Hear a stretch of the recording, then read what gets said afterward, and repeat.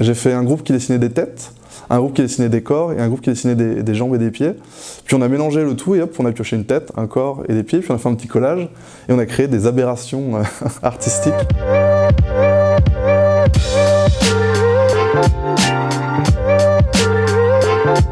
Bonjour, je m'appelle Elliot, je suis enseignant en CE2 à Noisy-le-Sec.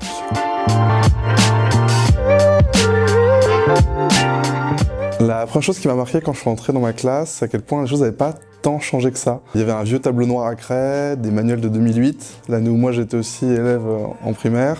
Ça m'a vraiment marqué à ce moment où j'ai passé la porte en tant que professeur et pas en tant qu'élève.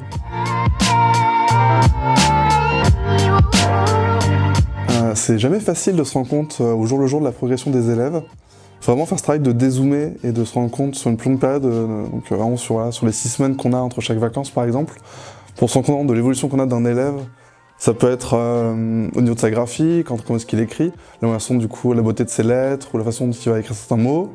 Ça peut être à l'oral, la participation. On remarque qu'en début d'année, souvent des élèves qui parlent pas par rapport à ceux qui parlent beaucoup. Et ceux qu'on va souvent remarquer à la fin d'une période. J'ai vu que la dernière semaine, il avait beaucoup plus parlé.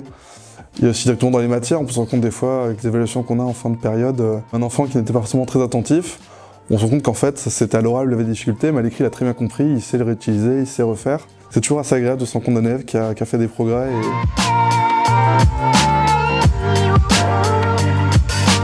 C'est toujours très sympa en fait, ce côté très polyvalent. En tant qu'élève, on a nous aussi des matières qu'on aimait plus que d'autres. On a toujours des accointances avec certaines matières et pas d'autres.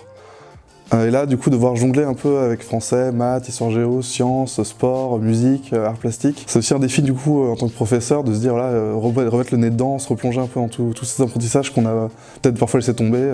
Mais du coup, c'est un vrai défi, ça devient une espèce de jeu, ça devient comme en fait, on est un peu comme eux, on redécouvre des nouvelles choses. Dans ma journée, j'arrive à leur parler de la grammaire, des calculs, puis ensuite on va parler de la croissance des plantes, on va faire du dessin comme Pablo Picasso. Mais c'est aussi vraiment ludique, il y a une espèce de jeu comme ça, de jonglage entre, voilà, essayer de trouver des choses qu'on peut étudier dans différentes matières. En éducation morale et civique, on parle de liberté, je pourrais parler du tableau de la croix, la liberté qui est dans le peuple, et je pourrais faire une dictée aussi qui parle un peu de ce sujet de la Révolution française, et du coup on trouve des moyens de tout regrouper, donc d'un coup on joue avec 3 balles, et en fait hop, on se rend compte qu'on a un gros ballon dans les mains.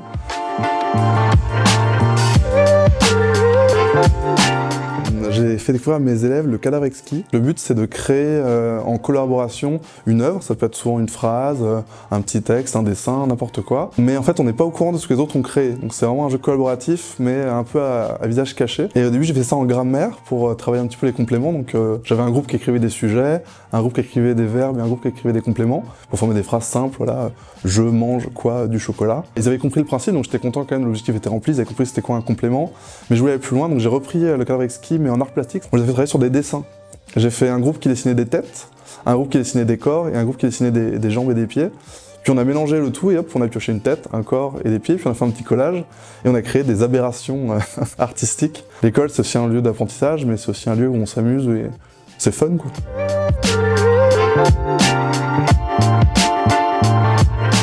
Ça, c'est sûrement la partie la plus compliquée de ce qu'on fait. Voilà, on a devant nous un certain nombre d'élèves qui ne sont pas tous forcément au même niveau en termes d'apprentissage, en termes de vitesse de compréhension, vitesse d'écriture, de lecture. Et c'est vraiment un travail de tous les jours de travailler à ce qu'ils sont tous sur un pied d'égalité au niveau de la façon dont on les traite. Et donc c'est vraiment gérer à chaque fois cette balance entre ceux qui se débrouillent très bien, ceux qui ont plus de difficultés et ceux qui sont un peu au milieu, qui sont toujours un peu entre les deux. Ce qui marche bien, c'est utiliser les élèves qui sont assez autonomes une fois qu'ils ont fini de travailler, ils ont très envie d'aider. Et du coup, on leur dit, bah bien sûr, va l'aider. Et du coup, on se rend compte qu'en fait, on se sert des élèves qui ont déjà bien fini. Ils vont eux-mêmes faire le processus de se dire comment est-ce que j'ai compris l'exercice pour essayer de le réexpliquer à leurs camarades. Et donc lui aussi va retravailler derrière en fait, qui pensait avoir déjà tout compris, il va faire un réflexe de ok, comment est-ce que j'ai fait ça pour le réexpliquer à son camarade qui a lui pas forcément toujours bien compris. Ce qui va nous, en tant que professeurs, de prendre plus de temps avec ceux qu'on a vraiment besoin, tout en passant évidemment dans les rangs. Donc c'est essayer de mettre l'apprentissage sur un pied d'égalité en fait. Voilà.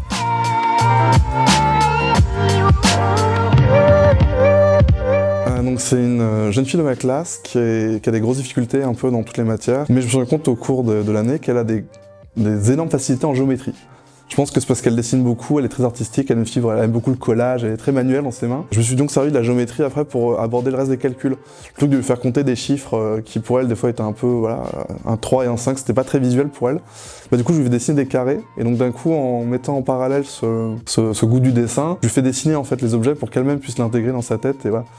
Donc ça lui permet, une fois qu'on est en calcul mental ou qu'elle a plus son papier pour dessiner ses petits carrés, elle se dit dans la tête, ah oui, mais en fait les carrés je peux les dessiner. Donc en fait elle a réussi à se l'approprier pour maintenant, quand elle compte des carrés dans sa tête. Bon, c'est pas encore très efficace finalement, mais c'est déjà un premier pas qu'elle a fait, et enfin elle part de loin quoi. Donc ok, en fait c'est comme ça qu'elle fonctionne. Donc comment est-ce que je peux l'aider avec les autres matières en faisant travailler ce côté-là pour le dessin, le collage.